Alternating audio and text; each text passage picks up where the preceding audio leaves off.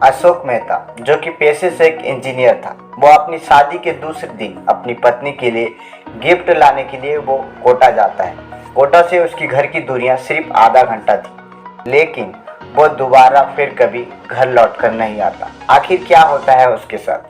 क्या किसी ने उसे अगवा कर लिया या फिर वो किसी हादसे का शिकार हो गया?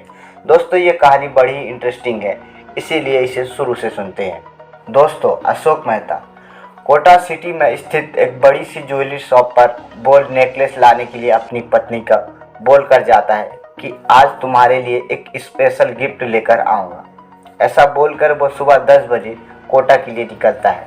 लेकिन जब पुलिस उस ज्वेलरी शॉप के मालिक से पूछती है और ज्वेलरी शॉप का मालिक कहता है कि हाँ, आज से 1 सप्ताह पहले उन्होंने एक नेकलेस ऑर्डर किया था, लेकिन डिज़ाइन बनकर तैयार है, वो उसे लेने के लिए नहीं आए। ये सुनकर पुलिस भी थोड़ा सोच में पड़ जाती है कि आखिर अशोक के साथ क्या हुआ। कोटा पुलिस पूरे कोटा शहर को अच्छी तरीके से छान लेती है और कोटा शहर के आसपास के जितने ज़िले हैं सबके पास फोटो भेज देती है ताकि अशोक का जल्द से जल्द पता लग सके। लेकिन अशोक का कुछ पता नहीं चलता। कोटा शहर को भी पुलिस अच्छी तरीके से छान लेती है, लेकिन पुलिस के हाथ कुछ नहीं लगता।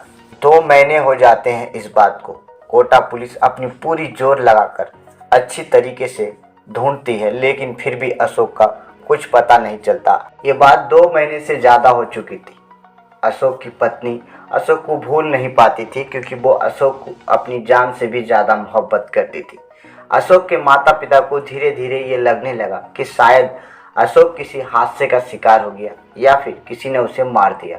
लेकिन 4 महीने बाद पुलिस को अशोक की जली हुई कार समुद्र के पास मिलती है। दरअसल वो कार पूरी तरीके से जल चुकी थी, लेकिन गलती से उसका नंबर प्लेट नहीं जला था, जिसकी वजह से पुलिस ये पता लगा लेती है कि ये अशोक की कार है। लेकिन पुलिस के पास भी एक बड़ी चुनौती थी कि आखिर ये जली हुई कार समुद्र के किनारे क्या कर रही थी और किसने इस कार को जलाया। इस रास्ते से अशोक मेहता कोटा शहर गया था। उस रास्ते को पुलिस फिर से दोबारा अच्छी तरीके से चेक करती है और उस रास्ते में एक जिम सेंटर मिलता है और उस जिम सेंटर के बाहर एक कैमरा लगा था, जिससे ये पता चल जाता है कि हाँ, उस दिन सुबह 10:15 में शायद अशोक मेहता की कार खराब हो गई थी, जिसकी वजह से वो कार से बाहर आकर किसी के साथ फ़ोन में बात कर रहे थे।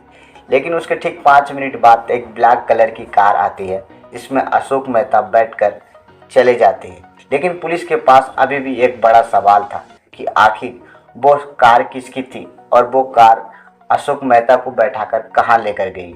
जब पुलिस ने उस कार का नंबर निकाला तो वहाँ से 700 किलोमीटर दूर जोधपुर में रहने वाले एक रमेश सिंह की वो कार थी। रमेश सिंह को जब पुलिस ने पूछताछ के लिए बुलाया तो रमेश सिंह ने बताया कि हाँ, 13 नवंबर को मैं अपनी मौसी के घर कोटा गया था और वहीं पे मैंने अपनी कार अपने मौसी के लड़के राहुल को देकर आ गया था। राहुल से जब पुलिस पूछताछ करती है तो राहुल अपना जुर्म कबूल करता है और वो बताता है कि हाँ, 15 नवंबर के दिन सुबह 10:15 में मैं वो कार लेकर गया था। ब्लैक कलर की कार में मैंने अशोक को बैठाकर अपनी 2 साथियों की मदद से पहले तो उसे क्लोरोफॉर्म सुंघाया और उसके बाद उसकी जान ले ली और उसके बाद उसके डेड बॉडी को जला दिया। लेकिन उसके बाद पुलिस पूछती है कि अशोक तुम्हारा एक अच्छा दोस्त था, तुमने उसकी जान क्यों ली?